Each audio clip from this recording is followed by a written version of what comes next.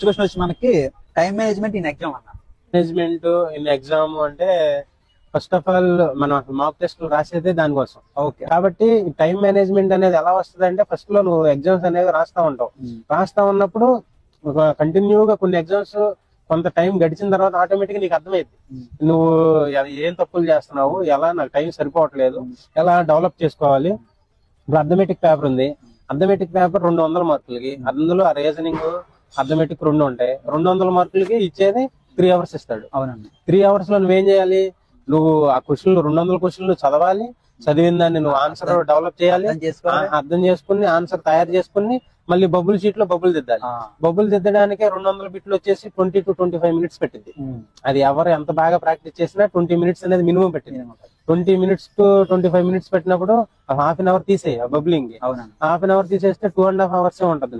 2.5 hours లో 200 మార్కులు చదివి 200 మార్కులు అటెంప్ట్ చేయాలి. 200కి 200 అనేవి ఎవరికి రావు, అది అర్థమెటిక్. కాబట్టి ఏం చేయాలి, నువ్వు టైం మేనేజ్మెంట్ చేసుకోవాలి ఈజీగా. ఇప్పుడు 200 మార్కుల్లో 200 క్వశ్చన్లు అనేవి చదవాలి, కన్ఫామ్ గా చదవాలి. చదివిన వెంటనే నీకు తెలిసిపోవాలి. నీ ప్రాక్టీస్ అనేది ఎలా ఉండాలి. ఇప్పుడు ఏదన్నా ఒక క్వశ్చన్ చదివావు అంటే దానికి నువ్వు అక్కడ ప్రాక్టీస్ చేయడం కాదు, ఫైనల్ ఎగ్జామ్ లో ప్రాక్టీస్ చేయడం కాదు. నువ్వు మాక్ టెస్ట్ లో నువ్వు వింత నువ్వు ప్రయత్నాలన్నీ కూడా అక్కడే కంప్లీట్ చేసేయాలి.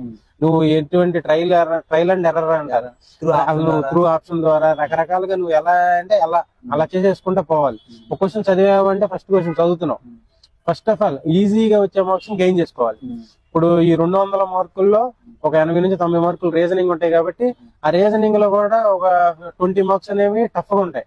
ఆ టఫ్ క్వశ్చన్ అనేది నీకు తెలియాలి. ఇది నాకు టఫ్, ఇది నాకు చేస్తే ఇది 5 నిమిషాలు పట్టిద్ది, లేదా ఇది చేస్తే నాకు 7 నిమిషాల దాకా పెట్టేస్తుంది, ఇది చేస్తే ఆన్సర్ వస్తుంది. కాబట్టి నువ్వు అటువంటి అనేవి లాస్ట్ లో పెట్టుకోవాలి, ఇంకా టైం ఉన్నప్పుడు చేసుకోవాలి. ఈజీగా వెంటనే నీకు 30 seconds లో ఆన్సర్ వచ్చేయన్ని నువ్వు మార్కులన్నీ నీ పాకెట్ లో వేసుకోవాలి. నువ్వు చూసుకుంటావు, చూసిన వెంటనే ఇది నీకు వస్తుందా రాదా అని నీకు తెలిసిపోవాలి. తెలిసిపోయేది ఇప్పుడు ఈ మాక్ టెస్ట్ రాసేటప్పుడు నీకు తెలిసిపోద్ది అనమాట. ఫస్ట్ ఆఫ్ ఆల్ ఈ రీజనింగ్ పార్ట్ అనేది కంప్లీట్ చేసుకోవాలి. రీజనింగ్ పార్ట్ అనేది నీకు 1 hour లో అయిపోవాలి. రీజనింగ్ పార్ట్ అనేది 1 hour 15 minutes లో దిద్దడం కూడా అయిపోవాలి. ఈ 1 hour లేదంటే 1 hour and 10 minutes 70 minutes లో నీకు దిద్దడం కూడా అయిపోయిన తర్వాత అర్థమెటిక్ లోకి ఎంటర్ అవుతావు. అర్థమెటిక్ లో ఎంటర్ అయ్యి నీకు ఏ క్వశ్చన్ అయితే వస్తుందో రావట్లేదో తెలుసుకోవాలి.